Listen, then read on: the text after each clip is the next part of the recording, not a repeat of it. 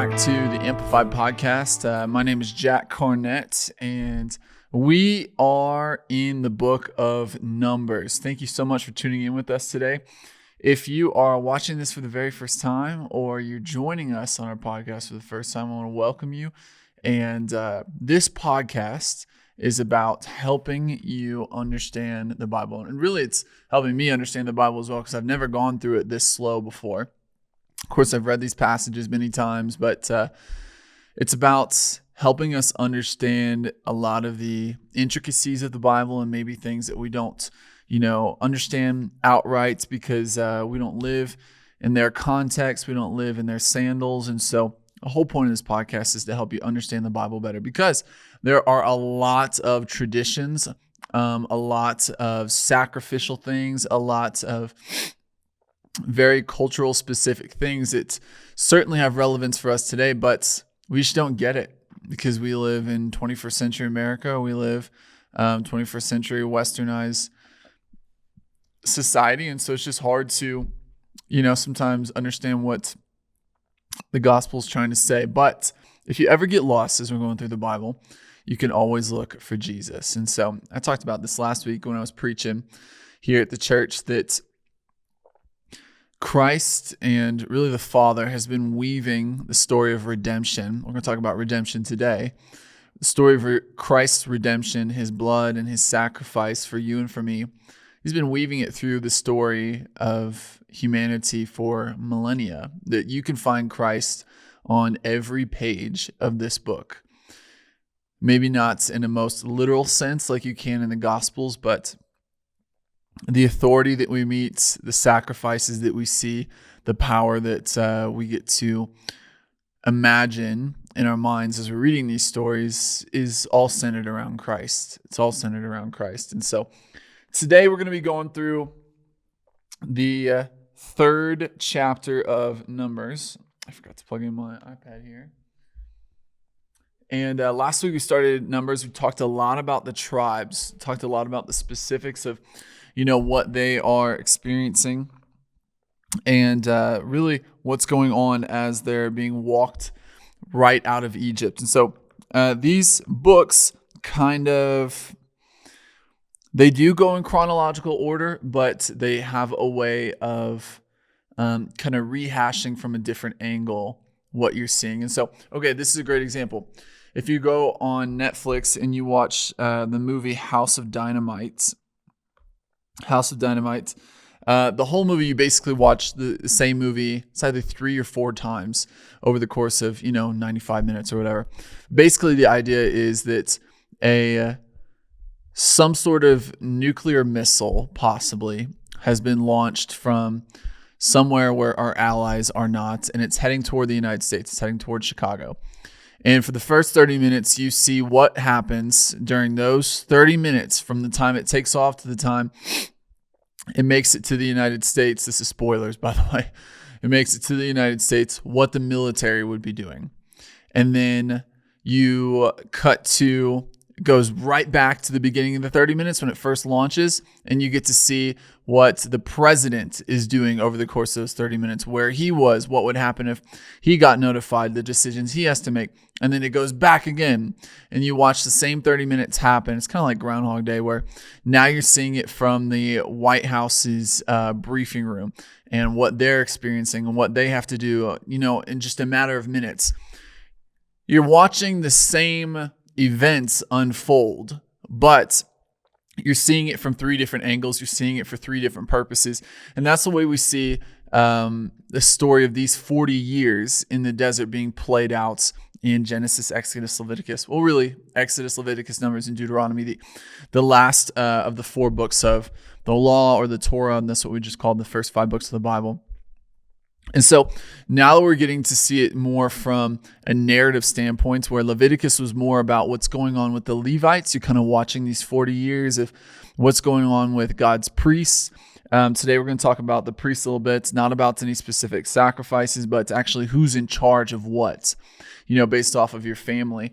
And Exodus is a lot about the people, and Numbers and Deuteronomy is going to have a lot more narrative. And so you're watching the same events unfold. And so It's not to say this is separate 40 years, different 40 years, or different people. No, you're just watching it from a different angle. Hopefully that helps you understand what we're doing. So if you watch online with us, great.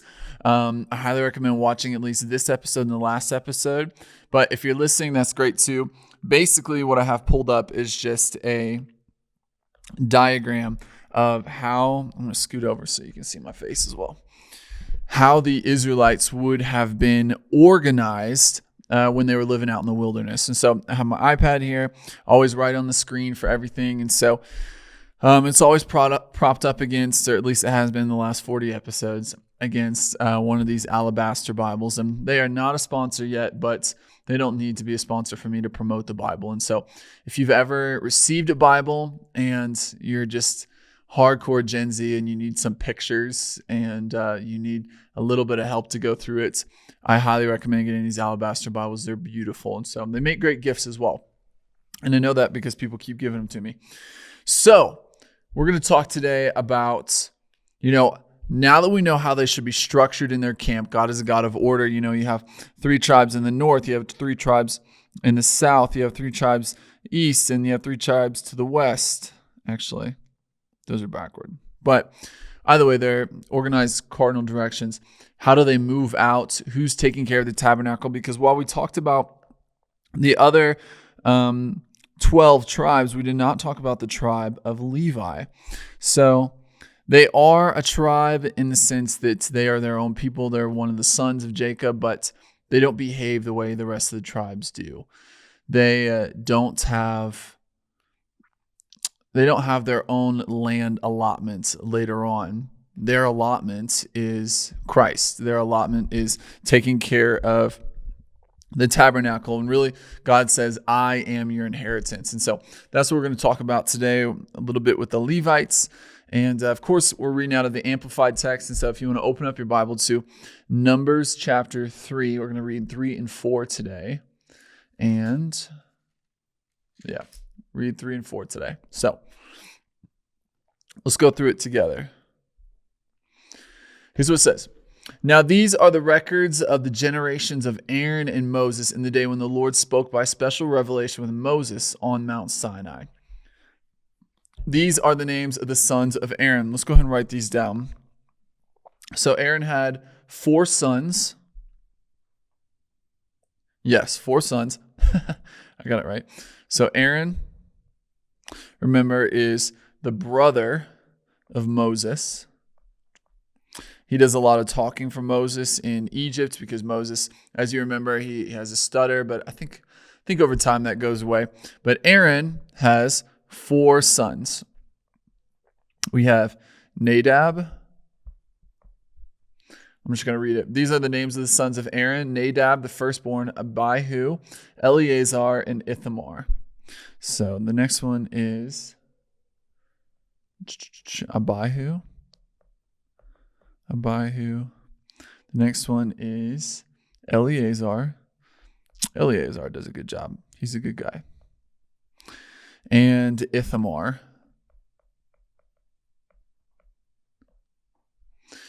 So 4 sons. So this is basically Moses' nephews. These are the names of the sons of Aaron, the priests who were anointed. So all 4 of these boys were anointed to work specifically with Aaron, to work with the most holy things, whom Aaron consecrated and ordained to minister in the priest's office.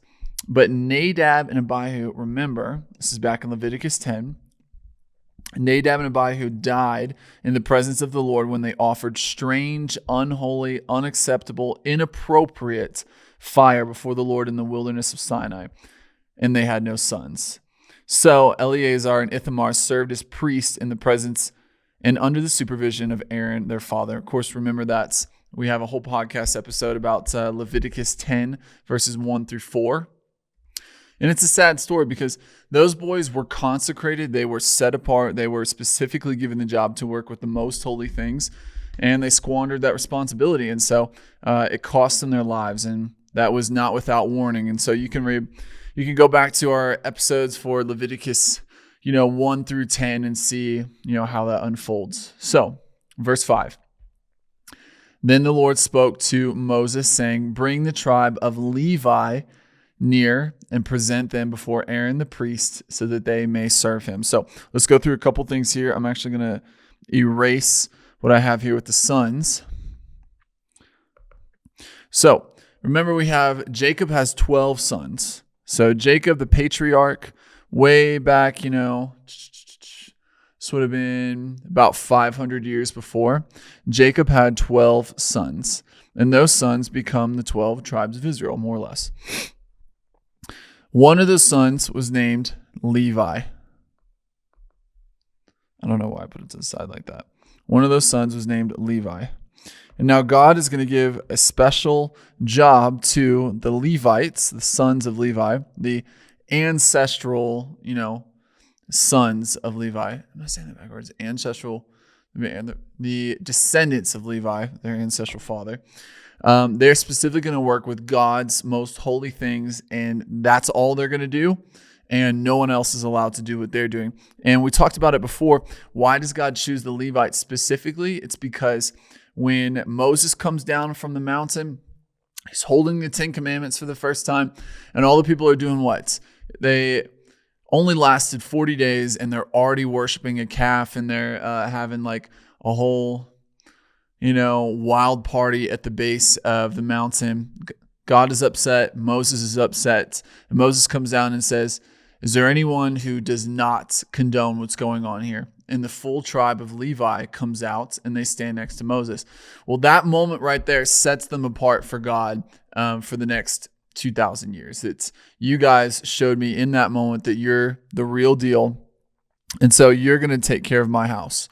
So that's the Levites. And so today we're going to see the breakdown of the sons of Levi and where they serve specifically in the tabernacle.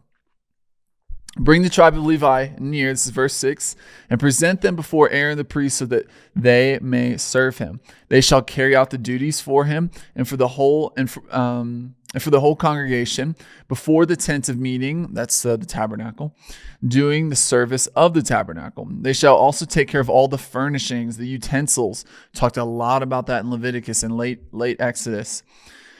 The tent of meeting and attend to the duties of the Israelites doing the service of the tabernacle. You shall give the Levites to Aaron and to his sons as servants and helpers, and they are to be given wholly to him from among the Israelites. So you shall appoint Aaron and his sons, and they shall observe and attend to the priesthood, but the laymen, the non-Levites, the other people from the 12 tribes and any foreigners who are with them, who approaches holy things shall be put to death. So very serious. Only the Levites were meant to be serving God in this way. Think about it like this. Lydia and I, we've watched the Chernobyl series, a mini series. It's very much an adult show because it's historical and everything, but so good. I mean, the quality is wild. And the whole idea was Chernobyl was you had people who should not have been dealing with a nuclear reactor that were taking care of a nuclear reactor. They were untrained. They were forced into that position. They were hired sooner than they should have because of politics, and it caused a serious disaster. If you're going to work with something that powerful, then you have to be the right person to work with something that powerful. It's the same thing with the Levites. If you're going to work with the raw power of the universe, this is God himself, then you better be someone who's prepared to work with God himself. So here we go. Verse 11, again, the Lord spoke to Moses saying, behold, I have taken the Levites from among the sons of Israel instead of, and as a substitute for every firstborn, that is the firstborn that opens the womb from among the Israelites, so the Levites shall be mine. And let's see, I think, so I'm looking for where this is actually referenced before, because I know we've talked about this before, 3:12. So I'm guessing this is talked about.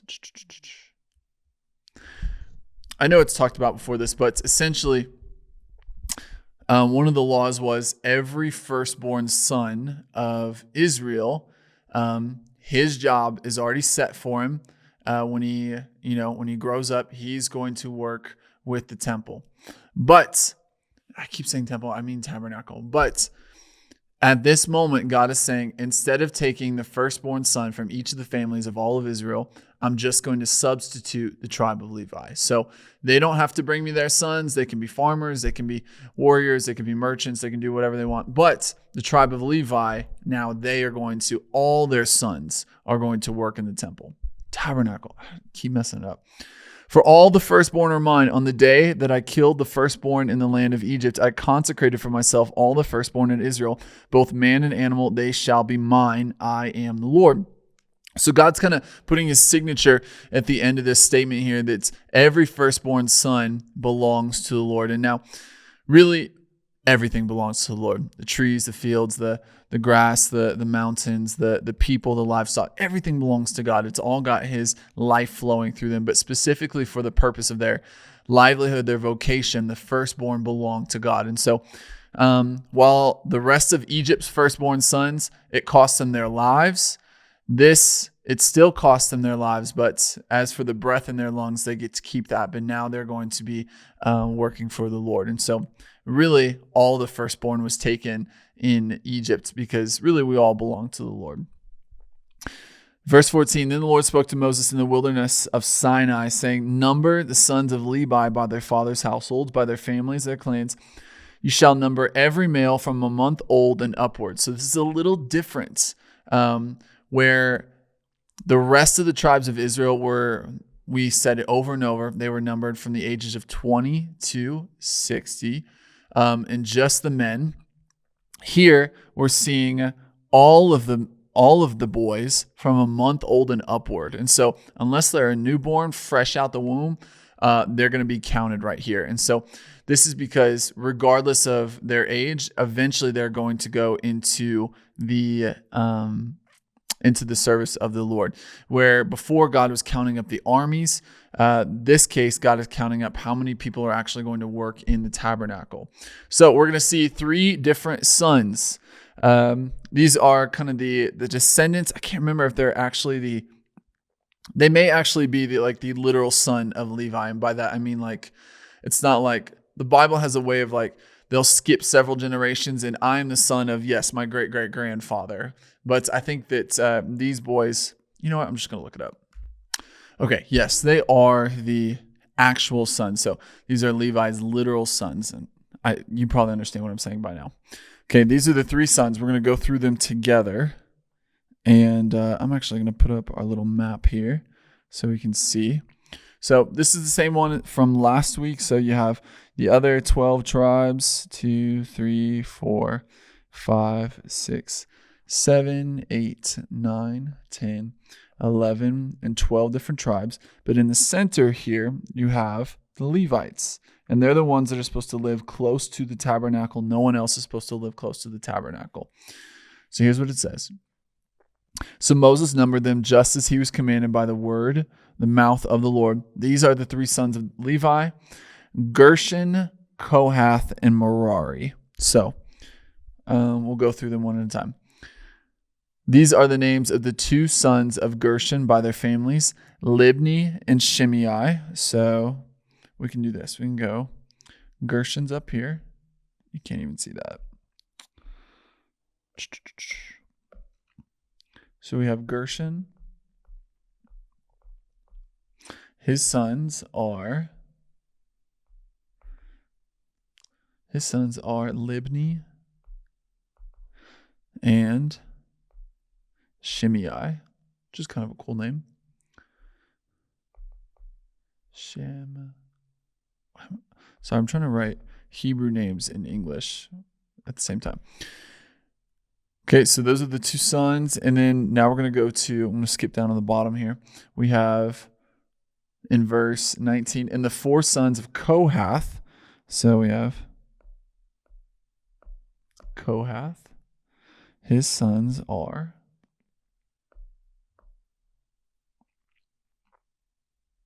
Amram. We have Izhar. We have Hebron.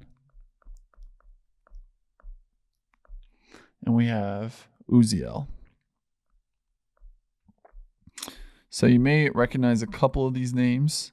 So Amram is the literal father of Moses and Aaron. We don't know a lot about him. I don't know if we know much about Izhar, or I think we find out more about Uziel later. And I'm guessing that Hebron,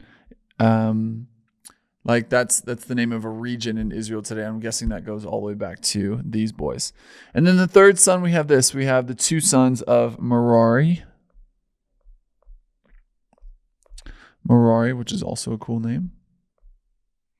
And those two sons are Mahli, Mahli,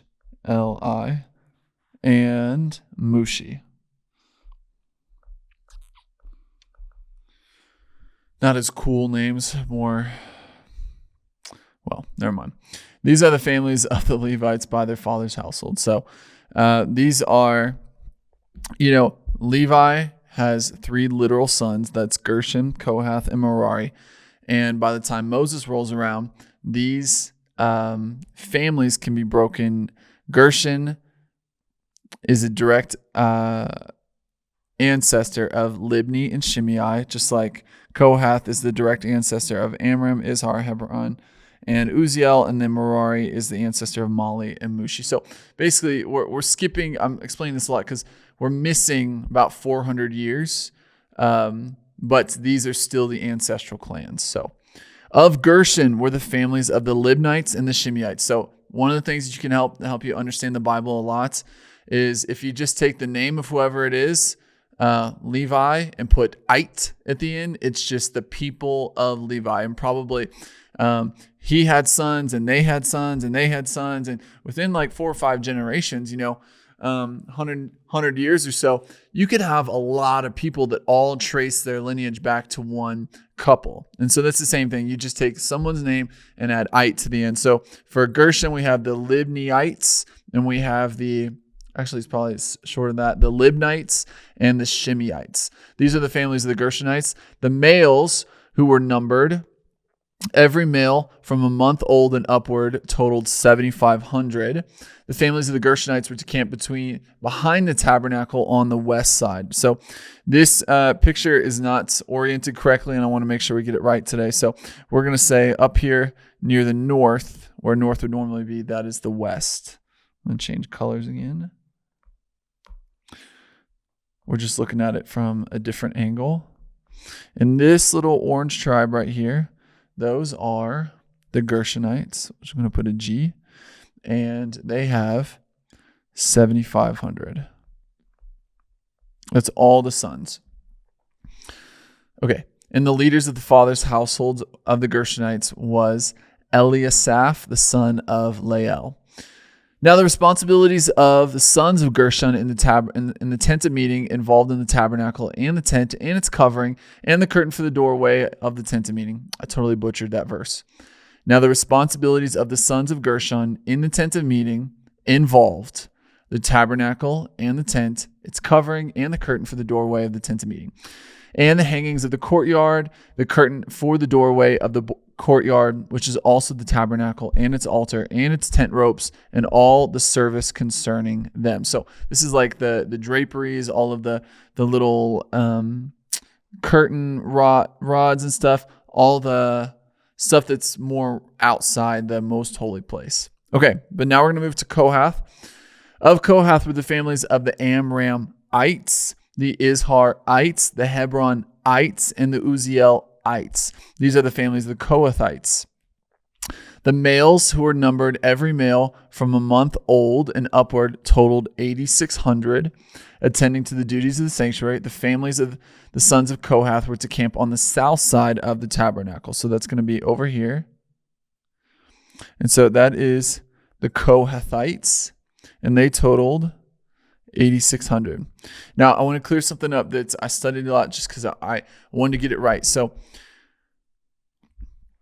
this smaller group down here that they're going to mention, this is the sons of Aaron. They are, as I said, the only ones that are allowed to work with to go into the tabernacle when things are uncovered. They're the ones putting the bread up. They're the ones making sure the oil is stocked. It's going to be this family that goes in for the Day of Atonement. No one else is supposed to do this. And so they are actually part of the Kohathites because they come from Amram. Amram is the father of Aaron. Aaron's the father of all these boys. And so it's kind of like, a rectangle is a square, but a square is not a rectangle because a rectangle is just anything with 4 sides, but a square has to have 4 equal sides. A rectangle is a square, but a square is not a rectangle. The sons of Aaron are Kohathites, but not all of the Kohathites are the sons of Aaron. So hopefully that makes sense. It's kind of like, I have 4 different sets of aunts and uncles. No, 3 different sets of aunts and uncles.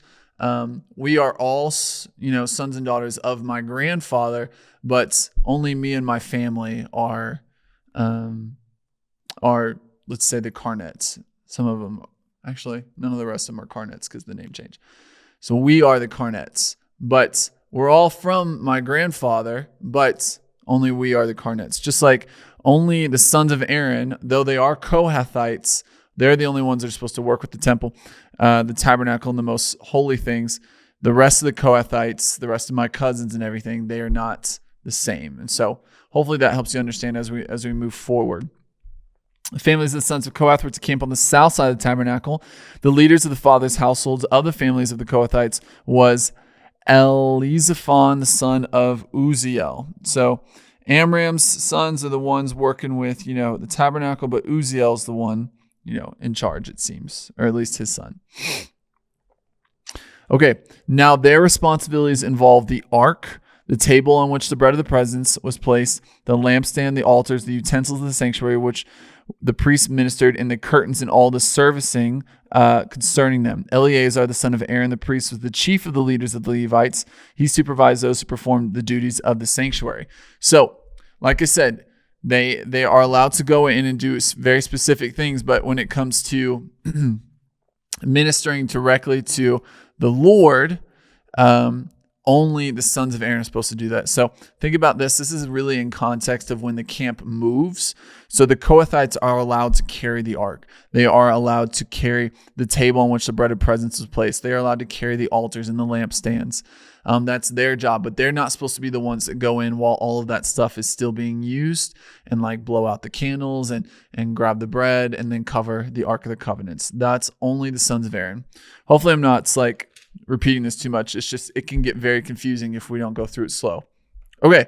And then the third one is the sons of Merari, and they're going to be here on the north side. Of Merari were the families of the Malites and the Mushites. These are the families of families of Merari. The males who were numbered, every male from a month old and upward, was total 6,200. The leaders of the fathers' households of the families of Merari was Zuriel, the son of Abihail. The Merarites were to camp on the north side of the tabernacle. Now, the appointed responsibilities of the sons of Merari involve the frames of the tabernacle, its bars, its pillars, its sockets, its bases, all the equipment, all the service concerning them. The pillars around the courtyard with their bases and their pegs, and all the cords and tent ropes. So I'm guessing that these guys were just a little bit more jacked than the rest of the families because they're the ones carrying the poles, carrying these enormous drapes, dealing with the base stands, which I'm sure were super heavy. So these guys probably were a little bit more jacked. That's just a guess. And the pillars around the courtyard with their bases and their pegs and their cords, their tent ropes. So now those to camp before the tabernacle toward the east. So remember, the east is kind of the most important side. This is where we have, I can pull it up with this other picture. The east is where we have the tribe of Judah, the tribe of Issachar, the tribe of Zebulun. Issachar, of course, has to do with wisdom and understanding the times. Judah has to do with the kingship, and they're also the largest tribe, and that's the tribe that Jesus is going to come from. Is Zebulun? You'll have to watch the last episode to know what they're about because I can't remember off the top of my head. But they're kind of, it's where the rising sun comes up. There's a lot of symbolism with looking toward the east. And if I remember correctly, No, that doesn't tie in. Never mind. Okay. Now those to camp before the tabernacle toward the east, before the tent of meeting, toward the sunrise, were to be Moses, Aaron, and his sons performing the duties of the sanctuary for whatever was required of the Israelites, and the layman, the non-Levite who approached the sanctuary, was to be put to death. So this is where, this is where Moses, Aaron, and his sons are all living. So Moses and Aaron and the sons. Remember, they are Kohathites by last name, but they are the specific subsection of your cousins that are the sons of Aaron, and they're the only ones that do like the most holy stuff. They are the high priest's family, that kind of thing. All the men of the Levites whom Moses and Aaron numbered at the command of the Lord by their families, every male from a month old and upward, were 22,000. So of all these boys put together, we have the Levites coming in at 22,000. 22,000. So then the Lord said to Moses, number every firstborn male of the Israelites from a month old and upward, and make a list of their names. You shall take the Levites from me instead of, and as a substitute for all the firstborn among the Israelites, I am the Lord. So remember before now, all the firstborn sons from this tribe and this tribe and this tribe and this tribe and this tribe and this tribe, going all the way around, they had to give their firstborn sons, their vocation when they grow up was going to be to work with the temple and with the tabernacle. But God is replacing them with I'm just going to deal with the tribe of Levi.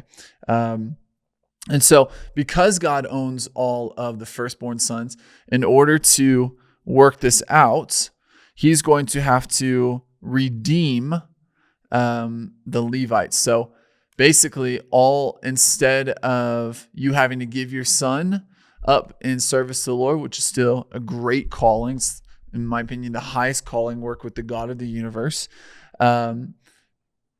payments in exchange for them having to work, a Levite was going to take their place. And in just a moment, we're going to see that actually the Levites are outnumbered just a little bit. And instead of a Levite taking their place, you would give 5 shekels, and that would cover your son having to work, with the Levites or work with the tabernacle for the rest of his life. So it's about redemption. I'm redeeming. Instead of taking your son, a Levite has been given in payment for your son's service for his life. So I'll take the Levites. Next boy comes up, a Levites. Then we're going to run out of Levites. And instead of taking Levites, I'll just take 5 shekels, and your son can go and do what your family does. So hopefully that helps you understand as we're going through. You shall take the Levites from me instead of and as a substitute for all the firstborn among the Israelites, I am the Lord. You shall take the cattle of the Levites instead of, and as a substitute for all the firstborn among the cattle of the Israelites. So instead of them having to give the firstborn of all of their cattle and everything, they're still giving the tithe, they're still offering sacrifices. But instead of that, all of the cattle of the Levites would just be the substitutes. And remember, up until now, they've just been a normal tribe like the rest of them. They came out of Egypt with, their own chickens and their own goats and their own cows, and some of them were farmers. And basically, it's just a substitute. So Moses numbered all the firstborn sons among the Israelites, just as the Lord had commanded him. All the firstborn males from a month old and upward numbered 22,273. 273 more than the Levites. Then the Lord spoke to Moses, take the Levites from me instead of all the firstborn among the sons of Israel, and the cattle of the Levites instead of all of their cattle, and the Levites shall be mine. I am the Lord. So it's an exchange. For the ransom, the redemption price, because, we ran out of Levites to take the place of these last 273 firstborn sons. Of the 273 firstborn of the Israelites who were outnumbered by the Levites, or outnumber the Levites, my mistake, you shall take 5 shekels apiece per head. You shall take them in terms of the sanctuary shekel. The shekel is the 20 gerahs. So it's just, very standard of measurement. And give the money, the ransom, the redemption price of those who outnumber the Levites to Aaron and to his sons. Now, I actually looked it up. 5 shekels was not cheap. This was not just like, here, toss $5 my way and we'll forget the whole thing. 5 shekels was actually 6 months of labor if I remember correctly from what I studied. So I don't imagine that, just the last 273 in line had to give up half their wages. It could have been that all the sons worked together to, pile up 273 times 5, which I think would be 1,265 shekels. That's a lot of money for just 273 people to have to put together. So I think it was probably shared among all of them, though the Bible doesn't actually tell us. That's just a fun fact for you. Verse 49, so Moses took the ransom, the redemption price, from those who were in excess beyond the ransom from the Levites. From the firstborn of the Israelites, he took the money in terms of the sanctuary shekel, 1,365. I was close. I was 100 off. Then Moses gave the ransom money to Aaron and to his sons at the command of the Lord, just as the Lord had commanded. Let me read this for this. The Amplified Bible gives a lot of commentary at the bottom to help you understand. I want to read this. This is having to do with the firstborn males. So this is for verses 40 through 42. When God passed over the homes of the Hebrew families who had obeyed his command in the Passover, he declared the surviving firstborn Hebrew children and also the firstborn of the animals to be his. The animals were sacrificed. The firstborn were redeemed at first by the Levites, who took the place of all the other firstborn, and then by a set sum of money for those that numbered more than the Levites. It is a clear statement of the fact that the people belong to God. So that is how the Levitical priesthood is to be structured. We took our time through that first chapter. Now that we understand all of that, so we're going to be able to move through this next chapter much quicker. Okay, so let's go through chapter 4. This will be much quicker. Then the Lord spoke to Moses and Aaron, saying, take a census of the sons of Kohath from among the sons of Levi, by their families, clans, and by their households, from 30 years old and upward, even to 50 years old, all who enter to the service to do the work in the tent of meeting. So though they have numbered, yes, all the boys, only those who are 30 years and upward can immediately go into service, because there has to be a level of maturity, there has to be a level of adulthood, a level of training that's required. Kind of like you can't just become a brain surgeon tomorrow. You have to be of a certain age, a certain, or actually a better example is to be president. You have to be at least 35. It's the same type of deal. This is the work and the responsibility of the sons of Kohath in the tent of meeting, the tabernacle, the most holy things. So they're the ones that get to carry the most holy things whenever they're moving. They're not the ones that are dealing with them on a daily basis, but they're the ones that will move them should we ever have to move. And they did move a lot. They moved 41 times, I think, in 40 years. This is the work and the responsibility of the most holy things. Verse 5, when the camp prepares to move out, Aaron and his sons shall come into the sanctuary and take down the veil. So this is those that are, the different cousins, the sons of Aaron. They shall come into the sanctuary and take down the veil, the curtain screening off the Holy of Holies, and they'll cover the Ark of the Testimony with it. So basically, they're not even getting a look at the Ark of the Covenant when it's uncovered, because this is God's raw presence, kind of like you wouldn't go in and look at the elephant's foot of just like raw radiation that's at the bottom of Chernobyl right now. You have to have like a huge piece of lead in front of you. It's the same idea that they're taking it and probably just laying it down without even looking at the Ark of the Covenant. And they shall put on it a covering of porpoise skin, fine leather, and shall spread over a cloth of pure blue, and shall insert the carrying poles of the ark. That's to make it waterproof in case it rains. And blue was a very expensive and royal color, just like purple.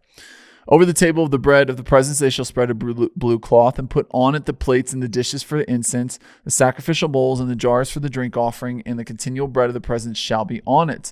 They shall spread over them a cloth of scarlet and cover that with a covering of porpoise skin, and they shall insert its carrying poles. Then they shall take a blue cloth and cover the lampstand for the light, along with its lamps, its wick cutters, its trays, all the oil vessels by which it's supplied.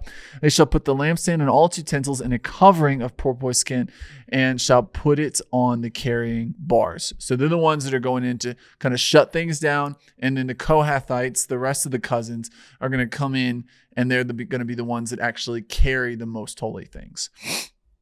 Over the golden incense altar, they shall spread a blue cloth, cover it with a covering of porpoise skin. They shall insert its carrying poles. So we're kind of seeing the same thing over and over. It's being covered with some very specific things to keep it waterproof, to show respect, to show reverence, royalty, all these things.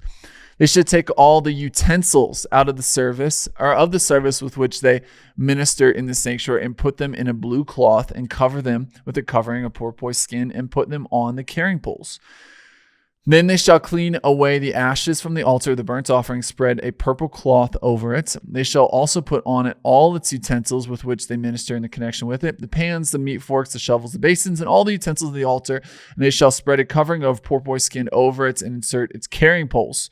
So this is all the utensils that we talked about in, the end of Leviticus and in the book of Exodus. This is all the stuff. This is how it's to be moved. Everything has to be carried with such reverence.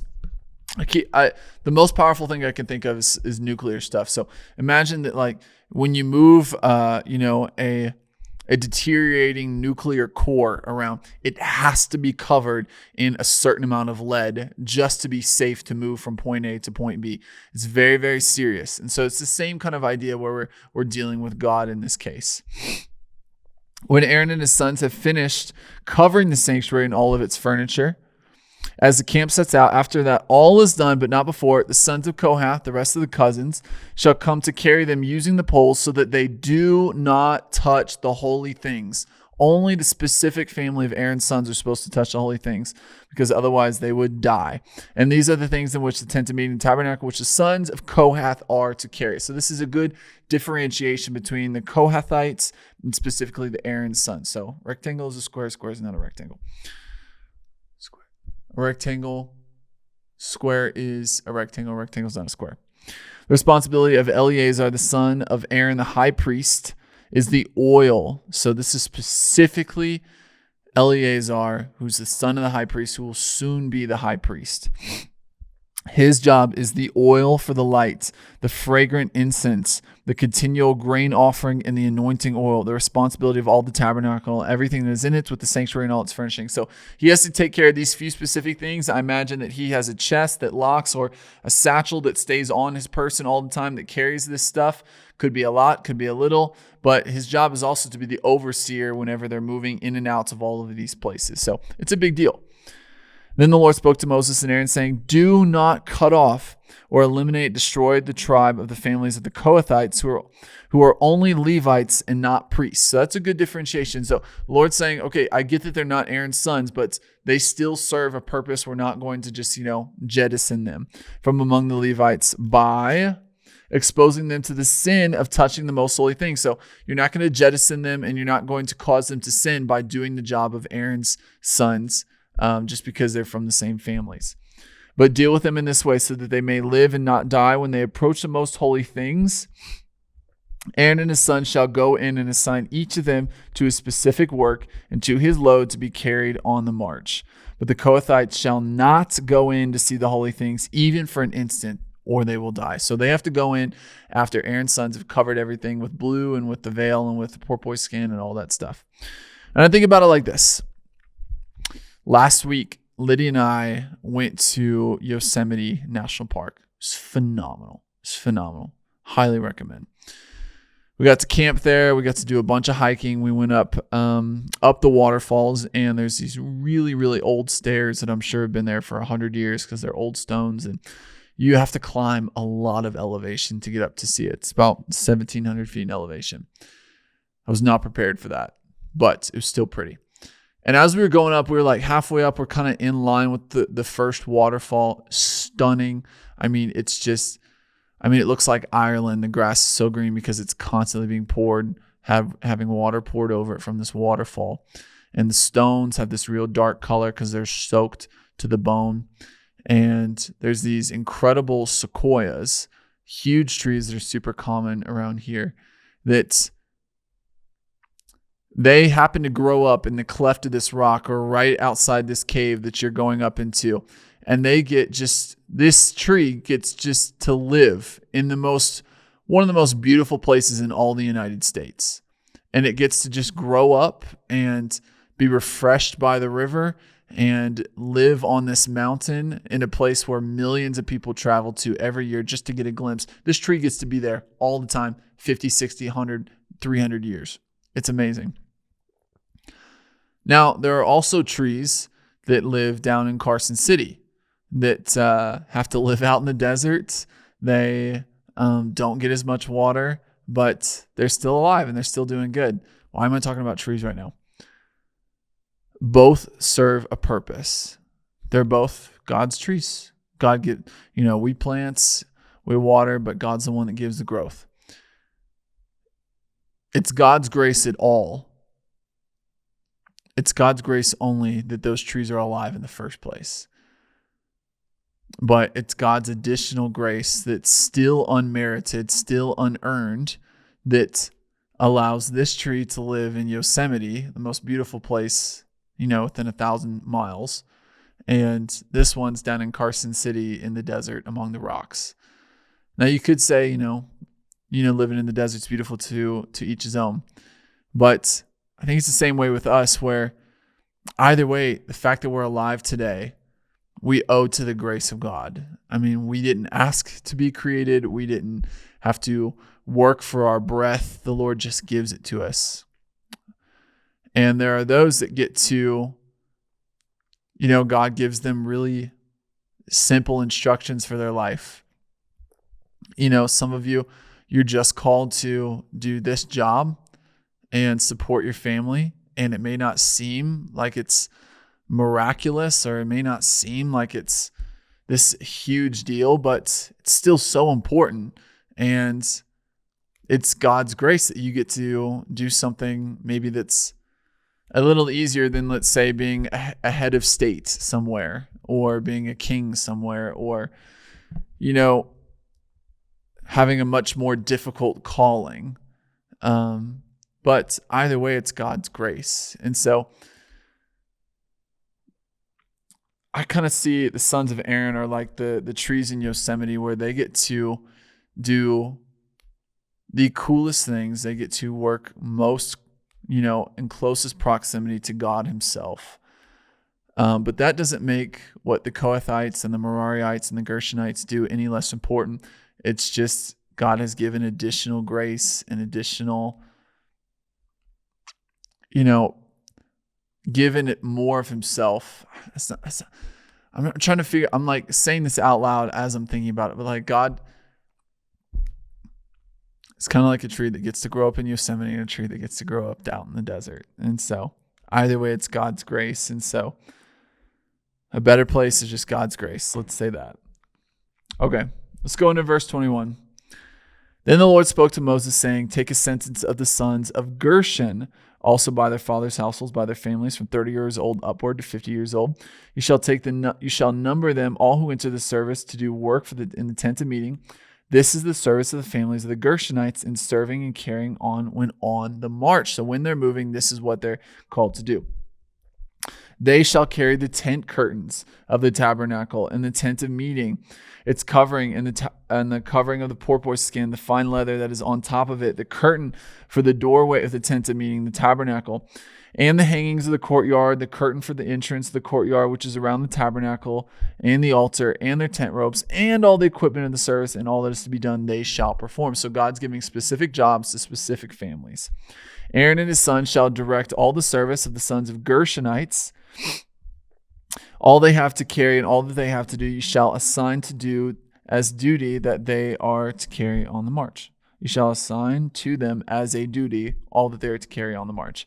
This is the service of the families of the sons of Gershon in the tent meeting of the tabernacle, and their duties shall be under the direction of Ithamar, the son of Aaron, the high priest.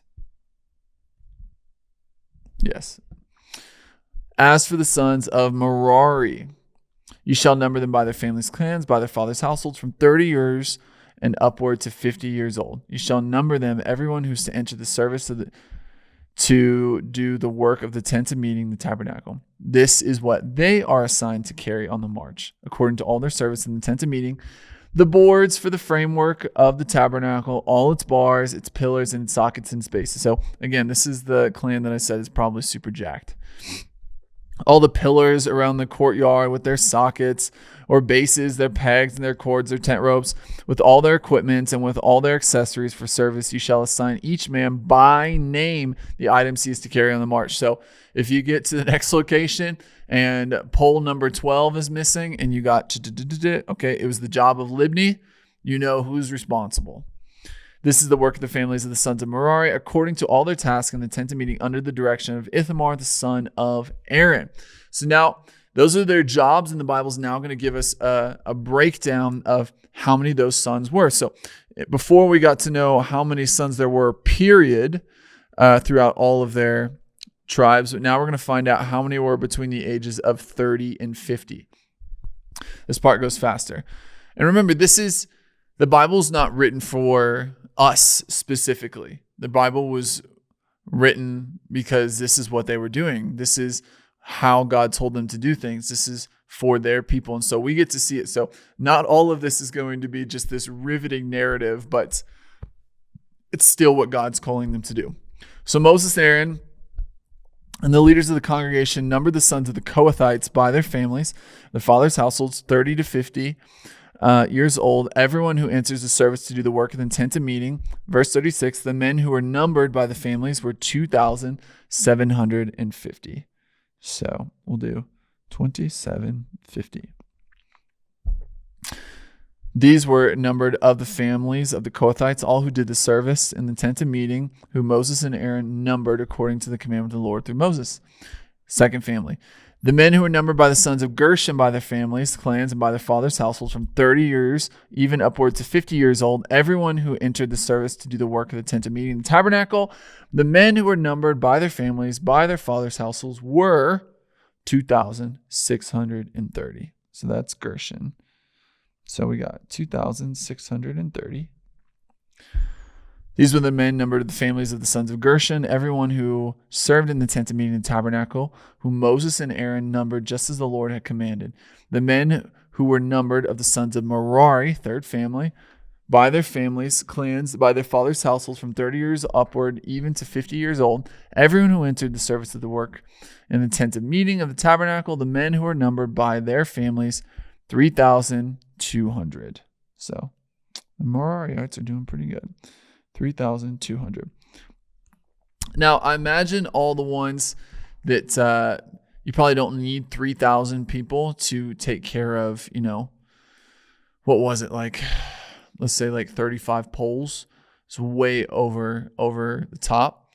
So you certainly have more than enough help. I imagine the rest of them, and those that were under the age of 20, over the age of 60, are taking care of their tent, taking care of all their family's items, taking care of their livestock if they have any, taking care of their sisters and all those things. And so it's not like they're singled out and they can't do anything else. I imagine that they were also helping with other things as well. All the men who were, these are the men who were numbered of the families of the sons of Merari, whom Moses and Aaron numbered in accordance with the commandment of the Lord through Moses. God has commanded them to do all this, which is amazing. All the men who were numbered, I just read that. No. All the men who were numbered of the Levites who Moses and Aaron and the leaders of Israel counted by their families, clans, and by their fathers' households from 30 years and upward, even to 50 years old, everyone who could enter to do the work of the service and the work of carrying in the tent of meeting, the men who were numbered were 8,580. And that's just, these three numbers added together, 8,580. According to the commandment of the Lord through Moses, they were numbered, each assigned to do his work of serving and carrying. Thus they were numbered by him, just as the Lord had commanded Moses. So if anyone ever tries to tell you that God is not a God of order, please just crack open the beginning of Numbers and just start reading out loud. God is so serious about order, because otherwise things fall into chaos, things fall through the cracks, and God wants things done right because that's how he does things. And so hopefully this has helped you understand. I know that when I was in youth group and even when I was in college getting my degree for all of this stuff, that just reading these at first glance is extremely overwhelming because of all the names, all the numbers, all the tribes, all the stuff that you have to remember. So hopefully this has helped you understand a little bit better what God is trying to communicate with these 12 tribes, what he's trying to communicate with the Levites here in the center.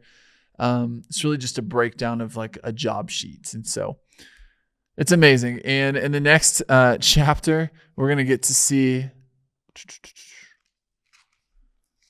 if I'm correct, we get to see one of the oddest, the most peculiar commandments of the Lord, and a whole ritual really that goes along with it. And so that's going to be next week in Numbers chapter 5. And then we'll talk about the Nazarites, which is, the precursors to Samson and all the things that he does in Judges. And so stay tuned. We're going to get to see some more amazing things, of course, because it's the Bible, and we're just going to keep trucking along. And so thank you so much for tuning in with us today. Today was just a little bit longer, but hopefully you understand the tribes a little bit better and what God's trying to communicate. And so we will see you guys next week. Thank you for tuning in.